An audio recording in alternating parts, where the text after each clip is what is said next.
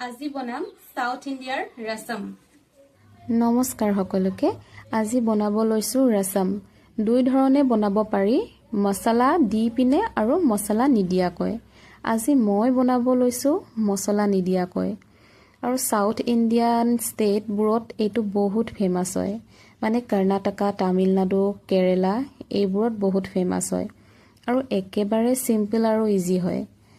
মাটিৰ বাচনত বনাব লাগে, কিন্তু মোৰ যিহেতু নাই সেইকাৰণে মই এনেকৈ বনাইছোঁ।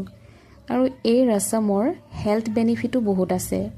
চৰ্দি, গা বিষ, ডাইজেশ্যন আদি ভাল হোৱাত হেল্প কৰে, যিহেতু জালুক আছে, হয়নে নহয়? আৰু এই ৰসম গৰম গৰম ভাতৰ লগত খাবলৈ বিৰাটেই টেষ্টি।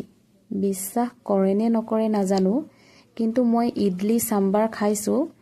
ইডলি চাম্বাৰতকৈও এইবিধ খাই বেছিহে ভাল লাগিছে। এবাৰ ট্ৰাই কৰি চাবচোন সকলোৱে।